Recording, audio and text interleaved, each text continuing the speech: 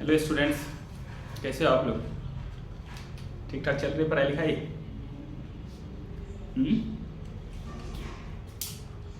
ठीक है, चल रही है ना ठीक ठाक? हम लोग पढ़ रहे हैं।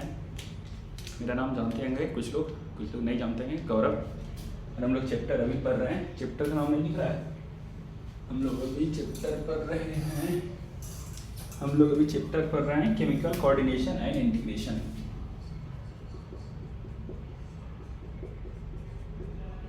दिख रहा है ना?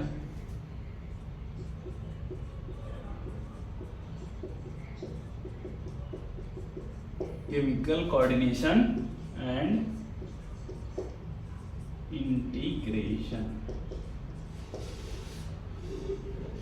ठीक है, इसमें अभी तक हम लोग करते करते 7 लेक्चर कर चुके हैं। ठीक है, और 8वां लेक्चर तक पहुंच गए हैं और ये लास्ट लेक्चर होने वाला है। ये चैप्टर एंड होने वाला है। ठीक है, पूरा चैप्टर हम लोग एकदम सारा एनसीईआरटी को एक भी चीज़ नहीं छोड़े, एक भी वर्ड नहीं छोड़े, सब कुछ कंप्लीट कर लिए। और ये भी आधे घंटे 40 मिनट का लेक्चर होगा, इसको भी हम लोग कंप्लीट कर लेंगे।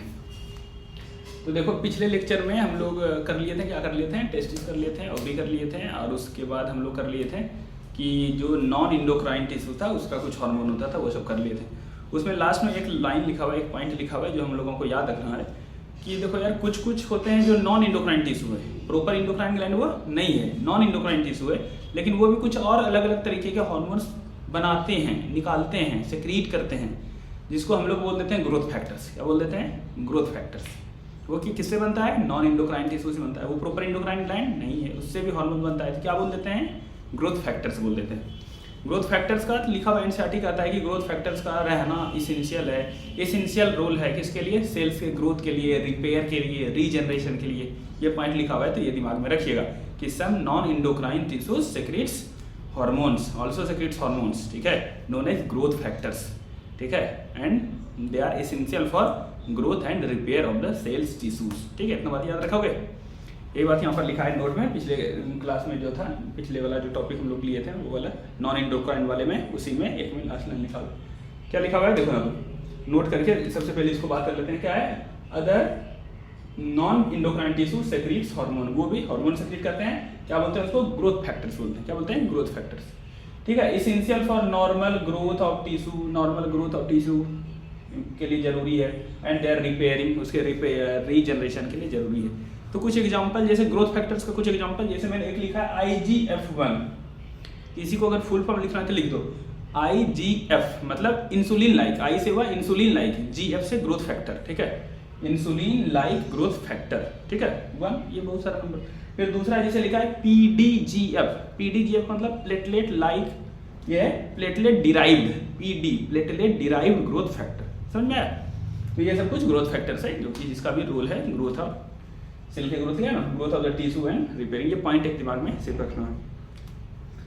समझ में आया? चलो आगे पढ़ते हैं। अब हम लोग बात करेंगे, अब हम लोगों का जो लास्ट टॉपिक है वो है ये टॉपिक।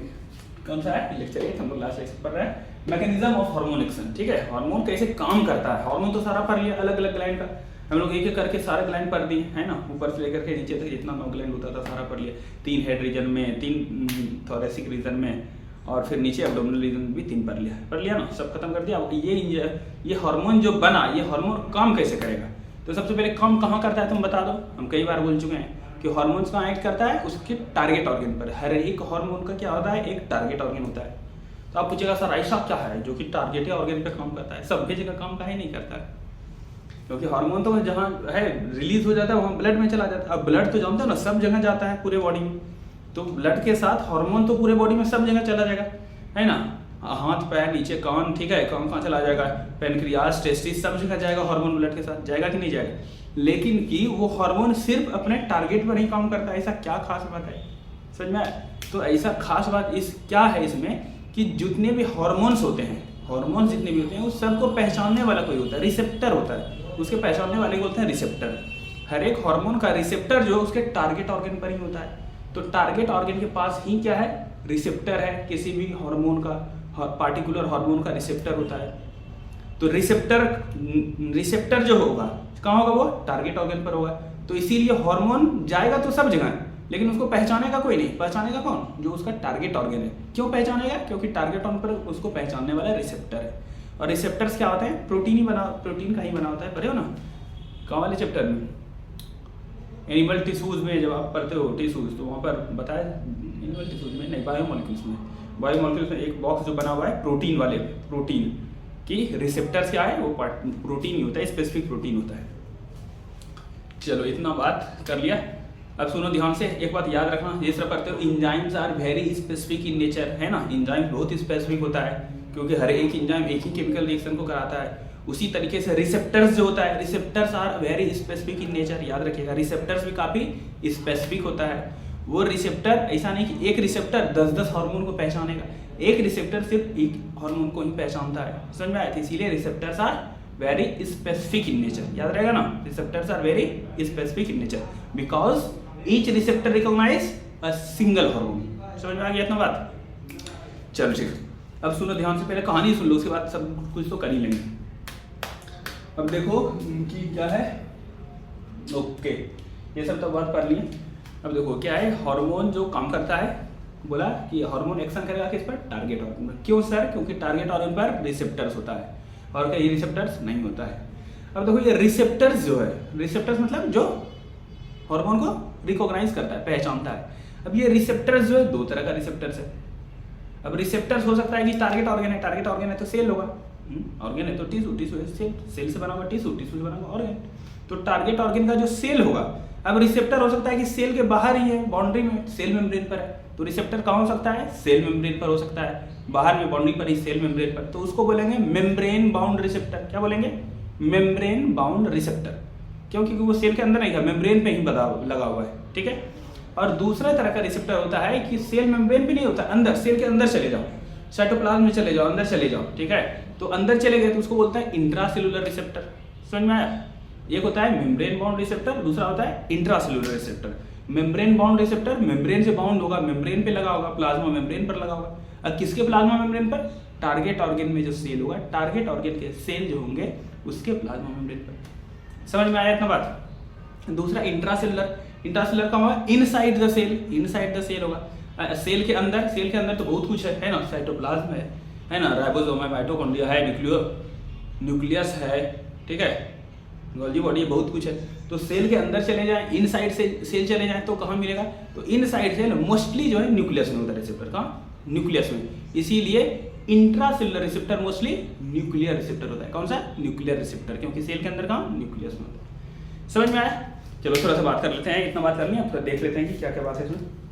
ये तो समझ में आ गया ना कि कुछ नॉन एंडोक्राइन ग्लैंड होता है, हार्मोन बनाता है, उसको ग्रोथ फैक्टर बोलते हैं। इसका एसेंशियल रोल है ग्रोथ और रिपेयरिंग ऑफ द टिश्यू। चलो अब चलो ध्यान से हम लोग पढ़ते हैं mechanism of hormone action, hormone कैसे काम करता है। चलो देखो, हार्मोन्स क्या है? Hormones produce effects on, hormones अपना इफेक्ट से प्रोड्यूस करता है, बताओ, on target organs, on target organs only, ठीक है।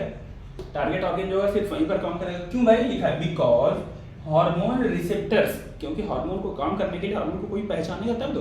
हार्मोन रिसेप्टर्स आर लोकेटेड, ये रहता है, लोकेटेड होता है कहाँ?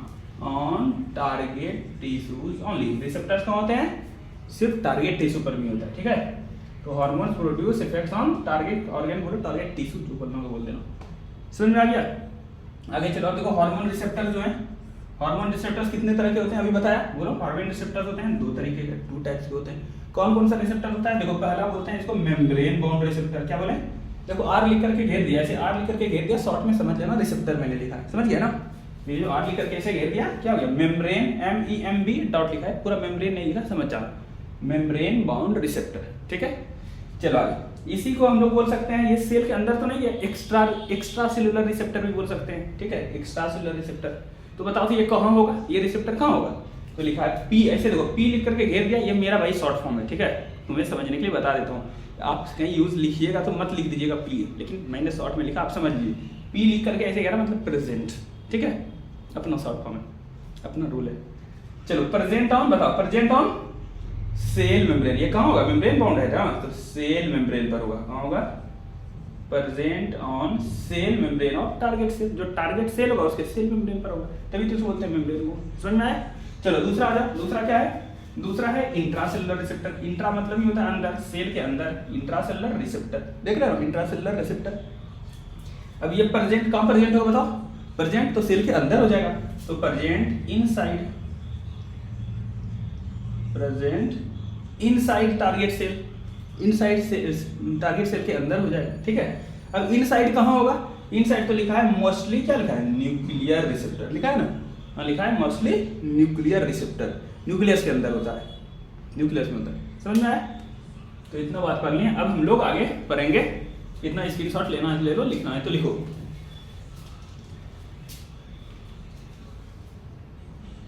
ये बात याद रहेगा ना, hormones are specific in nature. क्यों भाई? क्यों? Each hormone recognize only one hormone, each receptor recognize only one hormone.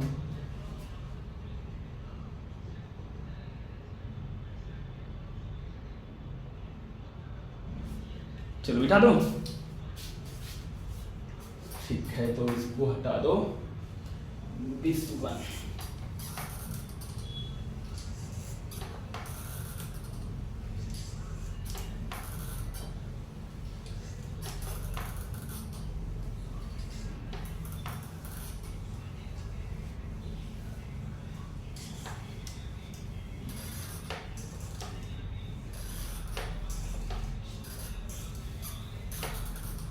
चलो यार देखो, ये पॉइंट याद करना, नोट पे होगा तो लिख लेना। क्या ऐसे? Receptors are specific in nature, ठीक है। क्यों भाई?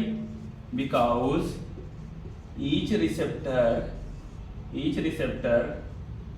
रिकॉग्नाइज मतलब पहचानता है, each receptor recognize only one hormone, ठीक है, क्योंकि वो सिर्फ एक हार्मोन को पहचानता है। समझ में आया? चलो अब देखो कि रिसेप्टर ये हो गया, काम कैसे करता है, हार्मोन कैसे काम करता है, समझिए ध्यान से। जैसे मैंने लिखा है ये हार्मोन, ये क्या लिखा? हार्मोन, ठीक है। हार्मोन कहाँ गया भाई? ये क्या अपने रिसेप्टर के पास, टारगेट और ऑर्गेन के पास गया, रिसेप्टर के पास, ठीक है। ये है हार्मोन H, ये है रिसेप्टर R, ठीक है। अब जब ये दोनों मिलेगा, मतलब हार्मोन जाके अपने रिसेप्टर से बन गया, तो इसको बोलेंगे क्या बना? बना HR कॉम्प्लेक्स। क्या बना? हार्मोन रिसेप्टर कॉम्प्लेक्स बना। क्या बना भाई? HR complex, hormone receptor. अभी डायग्राम से भी देखेंगे हम लोग, हार्मोन रिसेप्टर कॉम्प्लेक्स बना, ठीक है। अब जैसे देखो कहाँ बना ये?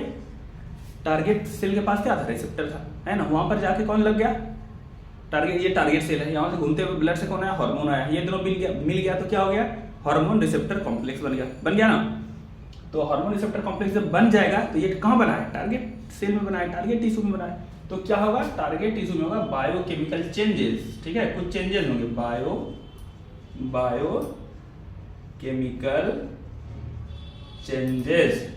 कहाँ पर होगा बताओ? इन टारगेट टिश्यू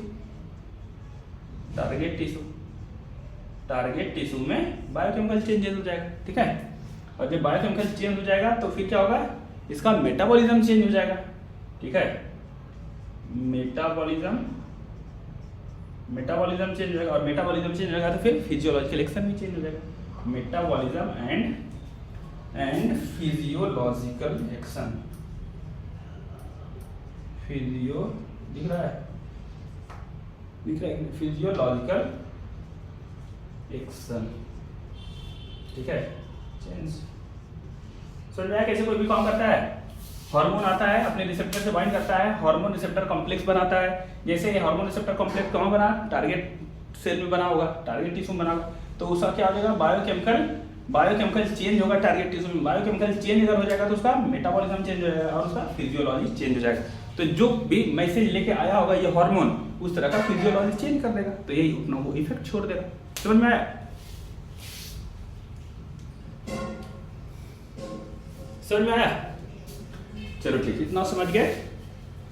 देखो इसको लिखना है लिखते चलो, स्क्रीनशॉट लेना है लेते चलना, ठीक है। अब आगे हम लोग देखेंगे, हम लोग पढ़ने वाले हैं टाइप्स ऑफ हार्मोन। हार्मोन जो हम लोग पढ़ रहे हैं वो कितने तरह का होता है, किस बेसिस पर? On the basis of chemical nature. कि हार्मोन्स कितने कितने तरह के होते हैं, कितने टाइप्स के होते हैं। तो देखो अब हम लोग पढ़ने वाले हैं, हम लोग पढ़ने वाले हैं टाइप्स ऑफ हार्मोन्स, हार्मोन का टाइप्स। किस बेसिस पर, किस बेसिस पर? Based on chemical nature, based on chemical nature.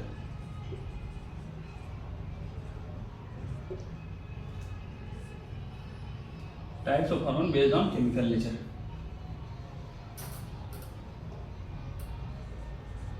Chemical nature के बेसिस पर कितने तरीके के हार्मोन्स होंगे, ठीक है।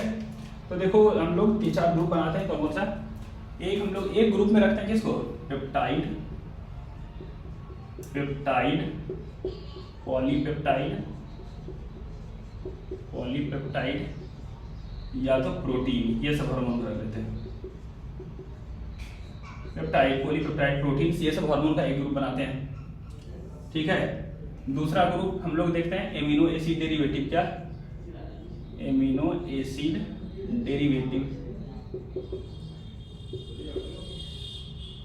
मतलब डायरेक्ट एमिनो एसिड से ही बन गया है।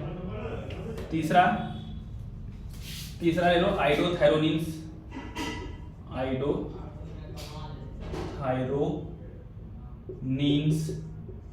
आइडोथायरोनिन्स जिसमें आयोडीन यूज होगा। और चौथा ग्रुप ले लो स्टेरॉइड्स, स्टेरॉइड्स। समझ में आया? ये 4 ग्रुप बनाते हैं और अब देखेंगे कि कौन कौन सा हार्मोन्स, हम लोग पढ़े ना नोवोग्लैंड, सबको हार्मोन्स कौन कौन सा हार्मोन कौन कौन से ग्रुप में जाएगा, ठीक है। ये पहले टाइप कर लेते हैं, उसके बाद थोड़ा और देखेंगे कि कैसे वो काम करता है, उसका मैकेनिज्म और अच्छे से हम लोगों को समझ में आएगा। तो चलो देखो अब क्या करते हैं। एक ग्रुप बनाया है पेप्टाइड, पॉलीपेप्टाइड और प्रोटीन हार्मोन। इसमें कौन कौन सा आता है? हम लोग क्या करते हैं, जितना ग्लैंड पर है शुरू से सबको उठाते हैं, देखते हैं कि उसमें क्या क्या होगा। तो पहला हम लोग क्या पढ़े हैं? पहला हाइपोथैलेमस, यस हाइपोथैलेमस, फिर पिट्यूटरी, ठीक है। तो एक एक करते हैं। हाइपोथैलेमस का हार्मोन किस में जाएगा? तो मैं बताता हूँ, अभी समझिए और याद रखिए, ठीक है। इसको हम लोगों को याद रखना पड़ेगा, उसके बाद आगे इसी से बेस्ड एक्शन हम लोगों को समझना पड़ेगा कि कैसे एक्शन करता है। तो पहला कौन सा? हाइपोथैलेमस। तो हाइपोथैलेमस इसी में आता है, ठीक है, पेप्टाइड हार्मोन में आएगा। तो इसमें हो जाएगा हाइपोथैलेमिक हार्मोन, हाइपोथैलेमिक हार्मोन, ठीक है, हाइपोथैलेमिक हार्मोन। दूसरा हाइपोथैलेमस के बाद क्या पढ़ा था? पिट्यूटरी, उसका भी इसी में आएगा, PITUITAR, पिट्यूटरी हार्मोन,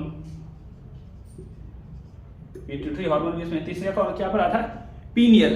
पीनियल के बारे में ऐसे तो ये 4 ग्रुप में एनसीईआरटी में लिखा कहीं नहीं है, ठीक है, इसीलिए अभी पीनियल को छोड़ दीजिए। लेकिन कि एक बात याद रखेंगे, लास्ट में मैं बताऊंगा कि इसमें से 4 ग्रुप में से ना, देखो अभी मैं बता देता हूँ, 4 ग्रुप में से जो ये दोनों ग्रुप है, फर्स्ट और सेकेंड, यस ये दोनों जो ग्रुप है फर्स्ट और सेकेंड, यानी पेप्टाइड, पॉलीपेप्टाइड, प्रोटीन और एमिनो एसिड डेरिवेटिव, ये क्या होता है? ये होता है lipid insoluble, lipid insoluble, lipid insoluble, मतलब लिपिड में सॉल्युबल नहीं होगा, ठीक है। अब सोचो, थोड़ा सा दिमाग लगाओ यहाँ पे। लिपिड इनसॉल्युबल, लिपिड में नहीं घुलेगा, लिपिड में नहीं घुलेगा। बताओ हमारा किसी भी सेल का सेल मेम्ब्रेन का स्ट्रक्चर पढ़े सेल वाले चैप्टर में, तो मेम्ब्रेन का स्ट्रक्चर जो होता है, मेम्ब्रेन के स्ट्रक्चर में क्या होता है? बोलते हैं फॉस्फोलिपिड का बना होता है ना, फॉस्फेट लिपिड का बना होता है। और ये लिपिड में इनसॉल्युबल, बताओ तो प्लाज्मा मेम्ब्रेन को क्रॉस करके अंदर जा पाएगा? नहीं जा पाएगा, क्योंकि लिपिड इनसॉल्युबल है। समझ में आया? इसीलिए ये दोनों जो पढ़ने वाले हैं, पेप्टाइड, पॉलीपेप्टाइड, प्रोटीन और एमिनो एसिड, ये सब बताओ सेल के अंदर जा ही नहीं पाएगा ये हार्मोन। तो इसका रिसेप्टर बताओ सेल के अंदर होना चाहिए कि इसका रिसेप्टर बाहर ही होना चाहिए? ये जब सेल के अंदर जा ही नहीं पाएगा तो इसका रिसेप्टर अंदर रह के क्या करेगा? समझ में आ रहा है? ये सेल के अंदर जा ही नहीं पाएगा। इस सब के लिए रिसेप्टर कैसा होगा? मेम्ब्रेन बाउंड रिसेप्टर होगा, मतलब ये सब का रिसेप्टर मेम्ब्रेन पे होगा। और देखो इधर ये दोनों आइडोथायरोनिन्स और स्टेरॉइड, ये जो है ये सब हार्मोन जो है ये लिपिड सॉल्युबल हार्मोन है। कैसा है? Lipid soluble, lipid soluble hormone है। तो लिपिड सॉल्युबल है तो है, प्लाज्मा मेम्ब्रेन का स्ट्रक्चर लिपिड का बना होता है, तो लिपिड को ये क्रॉस कर जाएगा, क्रॉस करके सेल के अंदर चला जाएगा। मतलब ये सब का रिसेप्टर कहाँ होगा? न्यूक्लियर रिसेप्टर, सेल के अंदर। तो ये दोनों हार्मोन कैसे, कौन से मैकेनिज्म से काम करेगा? कौन से रिसेप्टर से? इंट्रासेलुलर रिसेप्टर, अब मेनली न्यूक्लियर रिसेप्टर। अब ये दोनों peptide, polypeptide, protein, amino acid, ये सब कैसे काम करेगा? ये सब सेल के अंदर जाएगा, इसका रिसेप्टर तो मेम्ब्रेन बाउंड रिसेप्टर से काम करेगा। लॉजिक समझ में आ रहा है? तो चलो मैं इतना बता देता हूँ कि तीसरा हम लोग कौन फंसे थे, हाइपोथैलेमस हो गया, पिट्यूटरी हो गया, मेलेटोनिन। तो मेलेटोनिन जो होता है वो आएगा इस ग्रुप में, किसमें, लिपिड इनसॉल्युबल में। किसमें आएगा, लिपिड इन सॉरी ये तो लिपिड सॉल्युबल है ना, ये लिपिड इनसॉल्युबल इसमें आएगा, लिपिड सॉल्युबल में आएगा और वो अंदर इंट्रासेलुलर से वो सेल के अंदर चला जाएगा। ठीक है, ऐसे एनसीईआरटी में कहीं नहीं लिखा है, इसीलिए उसको हम लोग कहीं पर पुट नहीं कर रहे। चलो आगे चलते हैं। पीनियल हो गया, उसके बाद चौथा क्या पढ़ा था, आए थे हम लोग काम थॉरेक्स रीजन में। थॉरेक्स में पहला पढ़ा था थायराइड, कौन सा हार्मोन, थायराइड हार्मोन। तो थायराइड हार्मोन में क्या क्या था यार, T3 और T4, थायरोक्सिन, ट्राइडोथर्मिन और टेट्राइडोथर्मिन। T3 T4 का उसमें तो आइडोटर्म है, तो वो कहाँ चला जाएगा बोलो, वो चला जाएगा सर इसमें, आइडोथर्मिन तो यहाँ चला जाएगा, तो इसमें हो जाएगा T3 T4। नाम जानते हैं ना, ट्राइडोथर्मिन, टेट्राइडोथर्मिन। चलो ठीक। और थायराइड में एक और हार्मोन था TCT, थायरोकैल्सिटोनिन, याद करो वही बोल दिए थे पेप्टाइड, तो यहाँ पर आ जाएगा TCT। समझ में आ गया। चलो थायराइड भी खत्म, उसके बाद पैराथायराइड आ जाओ। पैराथायराइड में हार्मोन का क्या नाम था, पैराथायराइड, उसमें तो साफ लिखा था एनसीईआरटी में जाकर देखना पेप्टाइड, तो यहाँ पर भी आ जाएगा क्या, पैराथायराइड।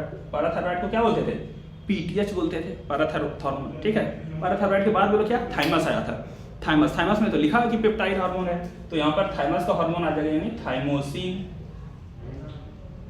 थाइमोसिन समझ में आ रहा है। उसके बाद बोलो थाइमस के बाद नीचे आ जाओ, नीचे आए तो एब्डोमिनल रीजन में कौन सा सबसे पहले पढ़ा था, अच्छा पैनक्रियास पढ़ना था है ना, और एड्रिनल पढ़ना था। पैनक्रियास, एड्रिनल, फिर टेस्टिस, ओवरी। तो पैनक्रियास, पैनक्रियास का सारा हार्मोन, ग्लूकागोन, इंसुलिन, ये सब क्या है, पेप्टाइड हार्मोन है। तो यहाँ पर आ जाएगा इंसुलिन, क्या आ जाएगा, इंसुलिन। एनसीईआरटी में तो दो ही हार्मोन बोलता है पैनक्रियास के, इंसुलिन और ग्लूकागोन, ग्लूकागोन। ठीक है, उसके बाद क्या पढ़ा था, पैनक्रियास के बाद क्या पढ़ा था, उससे पहले एड्रिनल पढ़ा था। एड्रिनल में दो पार्ट था, एड्रिनल कॉर्टेक्स और एड्रिनल मेडुला। तो कॉर्टेक्स में बोला था, मैं उसी में पढ़ाया था, याद रखो, कॉर्टिकॉइड्स बोला था स्टेरॉइड हार्मोन है, तो किस में जाएगा, स्टेरॉइड। तो यहाँ पर आ जाएगा इसमें स्टेरॉइड वाले में क्या आ जाएगा, adrenal cortex hormone, adrenal cortex, adrenal cortex का हार्मोन। बता दो जल्दी से नाम, तीन मेन था, कौन कौन सा, एल्डोस्टेरोन था, एल्डोस्टेरोन, और बोलो कॉर्टिसोल। ठीक है, और बोलो, और एक सेक्स कॉर्टिकॉइड था, तो वो सब तो बहुत कम था। चलो ठीक है, इतना बात किया। इसमें मेनली क्या जानते हैं ना, 50% तो फेसिकुलाटा ही था, उससे कॉर्टिसोल बनता था, तो मेनली हो गया कॉर्टिसोल। समझ में आया। चलो ठीक।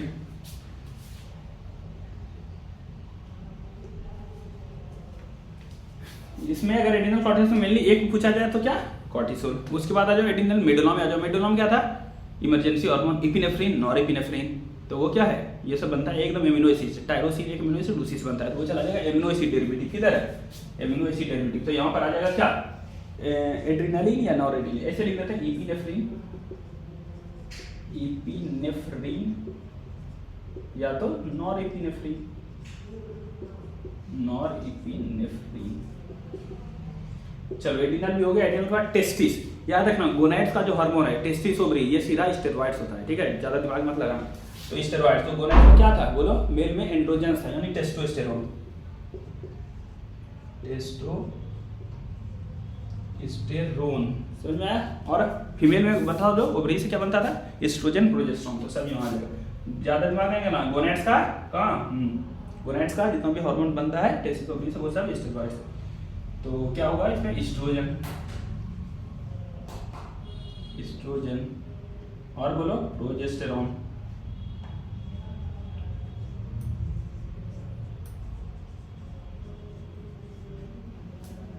प्रोजेस्टेरोन। समझ में आया।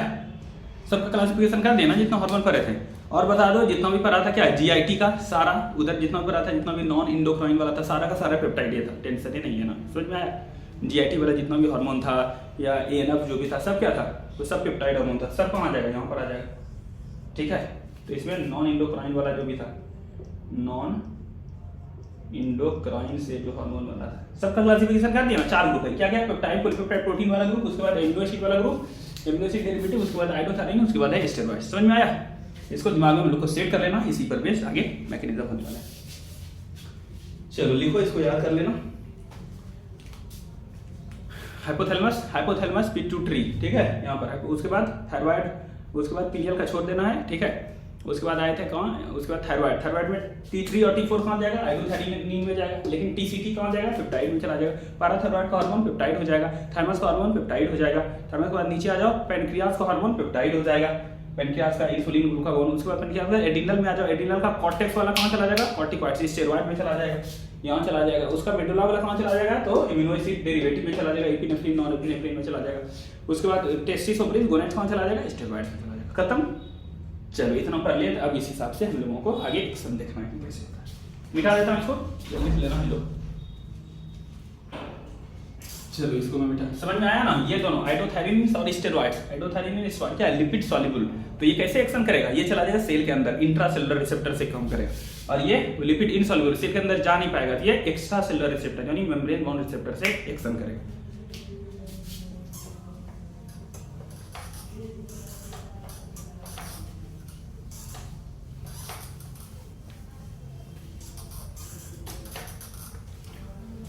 समझ में आ रहा है आप लोगों को?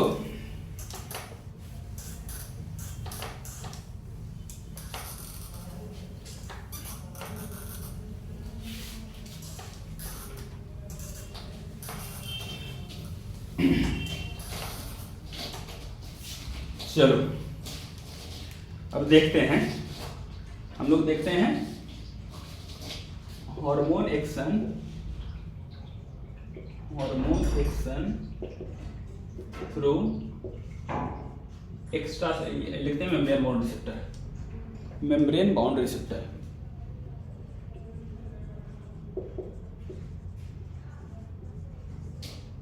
Membrane bound receptor. तो चलो देखो यार, कोई भी मान लो कि क्या है, आप देख लो, ये कोई भी, ये है टारगेट ऑर्गन, उसका एक सेल है, ठीक है, सेल है, तो ये सेल मेम्ब्रेन होगा। सेल मेम्ब्रेन का स्ट्रक्चर पर है ना, लिपिड बाइलेयर का होता है ना, लिपिड बाइलेयर का मेम्ब्रेन इस तरह से, केवल फॉस्फोलिपिड बाइलेयर, प्लाज्मा मेम्ब्रेन बना दिया, और ये मेम्ब्रेन बाउंड रिसेप्टर, इसका मतलब रिसेप्टर कहाँ होगा इसका, इसका रिसेप्टर ये मेम्ब्रेन पे ही होगा, यहीं पर कहीं पर रिसेप्टर होगा, ठीक है। तो रिसेप्टर को कुछ ऐसे बना देते हैं,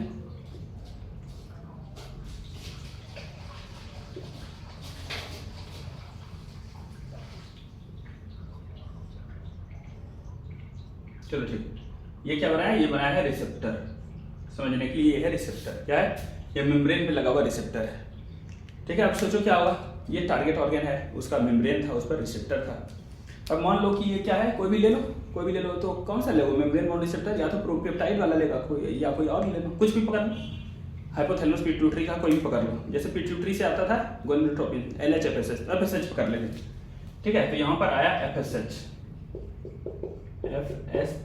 ये पिट्यूटरी हार्मोन है, तो वो क्या होगा, पेप्टाइड वाला होगा, पेप्टाइड वाला एक्स्ट्रा सेलुलर यानी कि मेम्ब्रेन बाउंड रिसेप्टर्स। जब ये FSH यहाँ पर आ जाएगा, मान लो कि इस तरह ये स्ट्रक्चर मैंने बनाया, किसका, ये स्ट्रक्चर मैंने बनाया FSH का, ये हार्मोन है, तब ये यहाँ करके इसमें फिट होगा, तो ये अब यहाँ पर ऐसे हो जाएगा, समझ में आया। तो अब ये क्या बन गया, अब ये यहाँ पर चला गया, अब बन गया HR कॉम्प्लेक्स, क्या बना, HR complex, hormone receptor complex बन गया।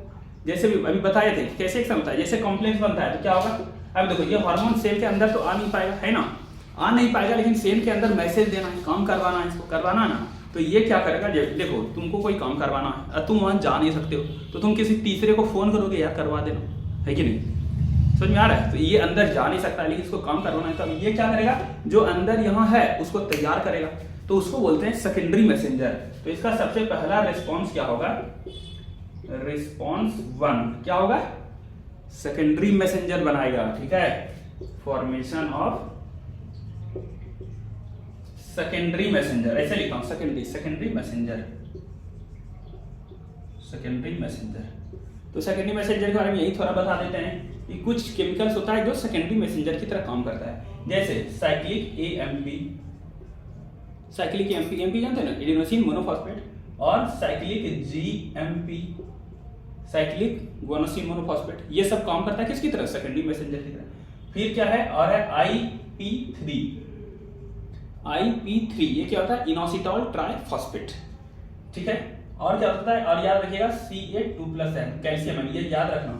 ये चारों क्या है, ये सब सेकेंडरी मैसेंजर की तरह काम कर सकता है। तो ये क्या हुआ, ये क्या था, ये पूरा क्या था, इसे यहाँ से ये सेल के अंदर, ये सेल के अंदर ये सब साइटोप्लाज्म है। यहाँ पर से उन्होंने क्या किया, रिस्पॉन्स आया तो इन्होंने पहले सेकेंडरी मैसेंजर को तैयार किया।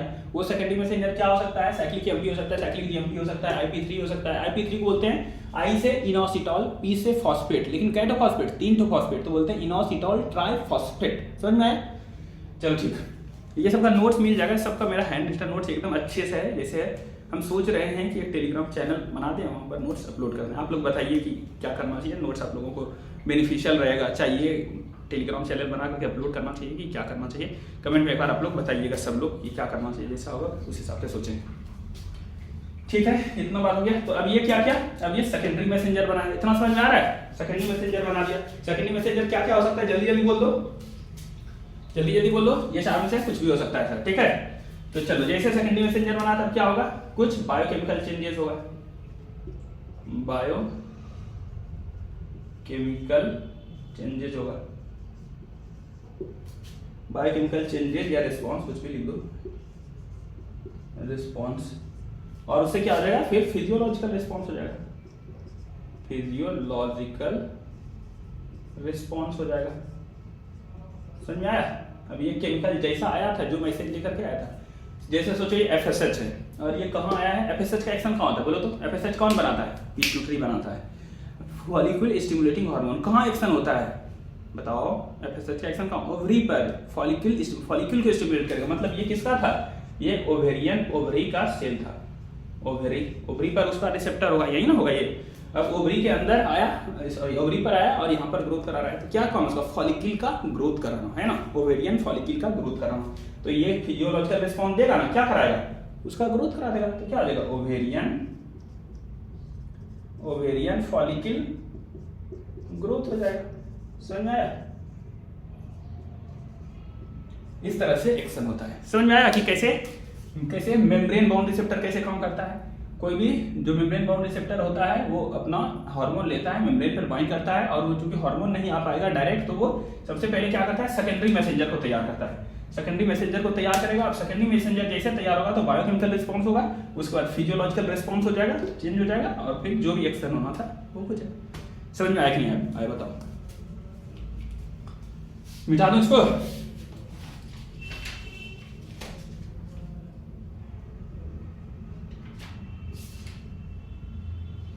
मिटा दूं?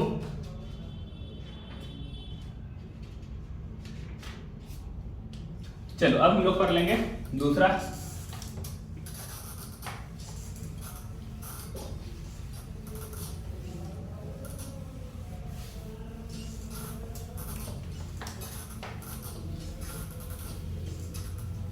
चलो हम लोग करेंगे hormone action through intracellular receptor. क्या करेंगे, इंट्रासेलुलर रिसेप्टर।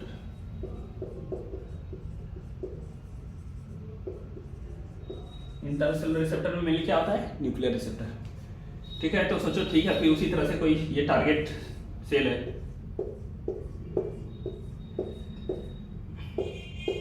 टारगेट सेल का प्लाज्मा मेम्ब्रेन है, और इस बार क्या लियो हो, जो लिपिड सॉल्युबल है, ऐसा हार्मोन जो लिपिड सॉल्युबल है।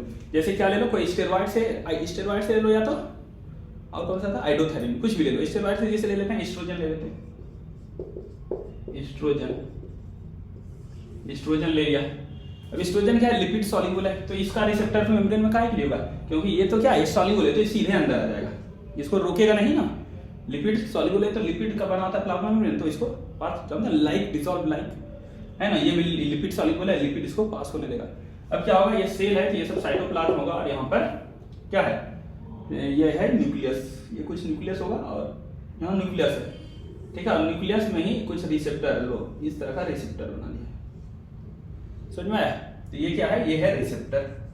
ठीक, ये क्या है, ये है एस्ट्रोजन, ये गोल जैसा मैंने बनाया, एस्ट्रोजन का स्ट्रक्चर बनाया, तो वो एस्ट्रोजन यहाँ आया। ठीक है, और यहाँ आया तो अपने रिसेप्टर के साथ बाइंड करेगा एस्ट्रोजन। अब यहाँ आ गया, समझ में आ रहा है, न्यूक्लियस में जो रिसेप्टर है, समझ में आ रहा है, तो यहाँ आ गया। अब क्या बन गया, अब ये बन गया HR कॉम्प्लेक्स, ये दोनों मिलकर के क्या बन गया HR complex, hormone receptor complex. समझ में आया? देखो ये न्यूक्लियस के साथ सीधा बाइंड करेगा। न्यूक्लियस में क्या होता है, जीन, क्रोमोसोम, ये सब होता है न्यूक्लियस में, जानते हो नहीं जानते हो। तो ये क्या करेगा, ये क्या करेगा, जीनोम को ही चेंज कर दिया।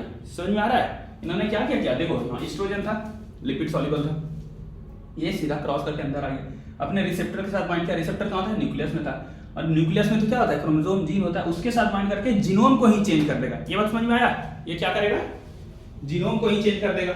और जब जीनोम को चेंज कर देगा, जीनोम में क्या होता है, डीएनए आरएनए होता है, बताओ। तो ये इसका एक्शन कहाँ हो गया, जीनोम पर। जीनोम, जीनोम मतलब क्या, जीन, जीन क्या होता है, डीएनए होता है। डीएनए से क्या बनेगा, आरएनए बनेगा। एमआरएनए समझते हो ना, एमआरएनए से क्या बनता है, बोलो, प्रोटीन, ठीक है।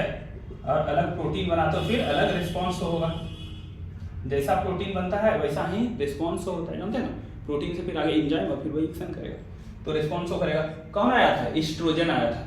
एस्ट्रोजन का एक्शन कहाँ होता है, जानते हैं हम लोग। एस्ट्रोजन क्या कराता है, इसका ग्रोथ, इसका एक्शन जो है यूट्रस पर भी होता है। जैसे ये मान लेते हैं क्या है, ये यूट्रस का सेल था, यूटेराइन वॉल था, जानते हैं। यूट्रस में वॉल होता है, क्या बोलते हैं, इंडोमेट्रियम, मायोमेट्रियम। तो इंडोमेट्रियम में जो है ये ग्रोथ कराता है, तो ये क्या करा देगा, यूटेराइन ग्रोथ करा देगा, यूटेराइन ग्रोथ। समझ में आया कि नहीं आया, बताओ। तो बताओ इंट्रासेलुलर रिसेप्टर कैसे काम करता है, सेल के अंदर जाता है, रिसेप्टर से बाइंड करता है, वो न्यूक्लियस में बाइंड करता है, जीनोम को ही में इफेक्ट करता है। जीनोम से डीएनए में चेंज किया तो डीएनए में इफेक्ट किया तो आरएनए बना, आरएनए से प्रोटीन बना, जैसा प्रोटीन बना वैसा स्ट्रक्चर हो गया। समझ में आया, कोई दिक्कत। अब तुम लोग ये बता दो हमको कि कौन सा एक्शन फास्ट होगा, ये बता दो। एक परा मेम्ब्रेन बाउंड रिसेप्टर और दूसरा परा इंट्रासेलुलर रिसेप्टर। तुम ही सोचो, एक है जहां कर कि आपको इसमें क्या है, जा करके एक्शन करना पड़ता है, और दूसरे जगह जाया नहीं, बाहर में था, और दूसरे को बोला कर दो। अब आपको कोई काम है, ठीक है, तो क्या करना है, हमको कोई काम करवाना, दूर में वो कोई काम होना है, ठीक है, मेरे घर पे, हम रह रहे हैं पटना में, ठीक है। अब कोई काम वहाँ है, अब क्या करेंगे, हम जाएंगे घर जाने में हमको 6 घंटा लग जाएगा, 5 घंटा लग जाएगा, फिर जाके वो काम करेंगे। और ऐसा कोई आदमी का हमको कांटेक्ट है, सीधा फोन उठाएंगे, कॉल करेंगे, बोलेंगे ऐसा काम है, करवा देना ना यार। तो बता कौन सा काम फास्ट होगा, अब तो दिमाग लगा सकते हो। इंट्रासेलुलर रिसेप्टर वाला फास्ट होगा कि मेम्ब्रेन बाउंड रिसेप्टर वाला फास्ट होगा, यस। तो मेम्ब्रेन बाउंड रिसेप्टर चूंकि सेकेंडरी मैसेंजर तैयार करता है बिना आए, तो वो फास्ट होता है, ठीक है। तो स्लो कौन होगा तब, ये वाला, समझ में आया। इसमें क्या आता है, लिपिड सॉल्युबल, यानी आइडोथायरोनिन और स्टेरॉइड। तो स्टेरॉइड और आइडोथायरोनिन का एक्शन स्लो होता है, लेकिन लंबे समय तक होता है। क्यों, क्योंकि ये जीनोम को, डीएनए को, आरएनए को चेंज करता है ना, डीएनए को चेंज करेगा, जीनोम को चेंज करेगा, उससे आरएनए बनेगा, आरएनए से प्रोटीन बनेगा। ये सब क्या है, ये प्रोसेस है डीएनए से आरएनए बनना, क्या बोलते हैं, ट्रांसक्रिप्शन। फिर आरएनए से प्रोटीन बना, ट्रांसलेशन। ये सब प्रोटीन बनने में समय लग जाता है, इसीलिए ये प्रोसेस स्लो होता है, समझ में आया। अब वहां तो फटाक से सेकेंडरी मैसेंजर को पकड़ के करा दिया, समझ में आया। ये बात लिखा हुआ है, याद रखना। क्या ये हो गया ना, इसको मिटा देता हूं। नोट में हम लोगों को लिखना है, लिखो, steroid hormones are slower but long lasting. क्या लिखोगे, नोट करके लिख लो, स्टेरॉइड हार्मोन्स आर, क्या हो, क्योंकि ये किससे काम करता है, इंट्रासेलुलर रिसेप्टर से, जीनोम में जाकर के। Steroid hormones are slower but, लंबे समय तक इफेक्ट रहेगा, but long lasting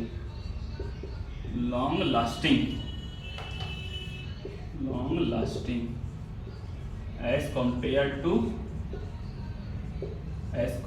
to lipid insoluble hormone. समझ में आया, स्टेरॉइड क्या है, लिपिड सॉल्युबल रहा है ना, लिपिड सॉल्युबल। समझ में आएगा, याद रहेगा सब पॉइंट, ठीक।